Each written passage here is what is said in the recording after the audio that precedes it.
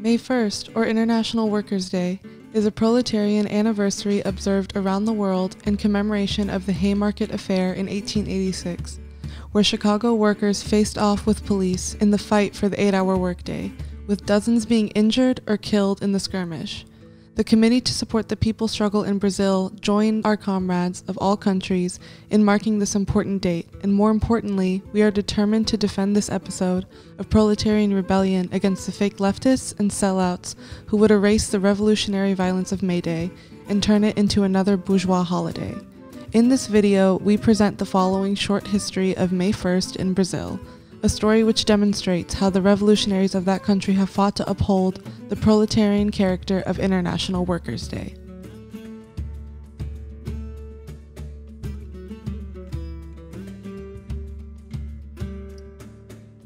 In the early 1890s, almost a decade after the workers in Chicago had decided to impose the 8-hour workday at their factories in defiance of their capitalist bosses, workers, activists, and immigrants in the southern Brazilian city of São Paulo planned to hold the first May Day in the country, but they were sabotaged by the police, who arrested several of them. Some were beaten and others were detained for several months.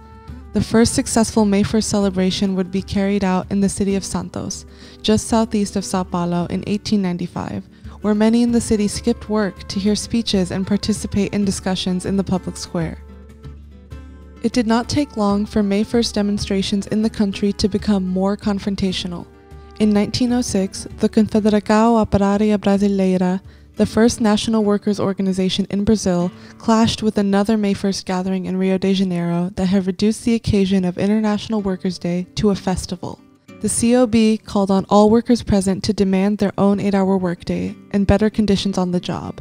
In the lead-up to World War I, the cost of living had risen in many Brazilian cities, and workers had been laid off in large numbers as a result of overproduction in the manufacturing plants. The May Day marches saw thousands protest against these poor economic conditions, as well as against Brazil's involvement in World War I. By the end of the war, and after the Great October Socialist Revolution in Russia, slogans like "Proletarians of all countries unite" could be seen on May Day pamphlets and articles in Brazil, the economic demands for an 8-hour workday having transformed into political demands against the government. May Day was driven underground after the 1930 coup d'etat and at the beginning of the Vargas era, a time when fascist-leaning nationalist Getúlio Vargas would implement anti-communist policies. Closed gatherings to commemorate International Workers' Day continued, including those led by the Aliança Nacional Libertadora in 1935, shortly after its creation. It is at this point that we begin to see the enemies of the proletariat in Brazil attempt to co-opt May 1st for their own purposes and make the day about class conciliation rather than rebellion. During the period known as the Estada Nova of Vargas's reign, government-sanctioned union leaders received medals for their subservience to the government and for their collaboration in persecuting communists. In 1954, during the second Vargas government, his administration held a festival in a sports stadium on May 1st, with performances from famous entertainers of the day, an elaborate distraction to obscure the fierce class struggle that gave birth to International Workers' Day. Today, the phony May Day concerts and performances continue in Brazil, those hosted by the right wing almost indistinguishable from those hosted by the opportunist left. Both of these camps function as part of the same bureaucratic capitalist system in Brazil that perpetuates the semi-feudal conditions in the countryside while also serving the interests of imperialism, primarily US imperialism.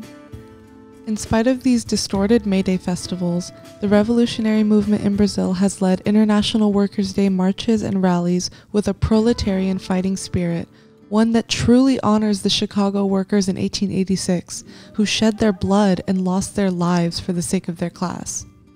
In both the rural areas and the urban centers of Brazil, these combative May Day activities have gained strength, and through their principled proletarian stance, have exposed the hollow and reactionary side of the opportunist May Day celebrations.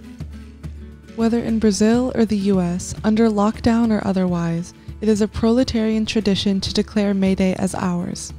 This year marks the 200th birthday of the great revolutionary Frederick Engels, who organized and led the first official May Day demonstration 130 years ago in the name of proletarian revolution, It is up to revolutionaries and peoples of the world, in defiance of the tightening grip of imperialism and the old states, to throw ourselves against the forces of reaction, raise the red flag, and proclaim, "Long live May 1st! Long live the International Day of the Proletariat!"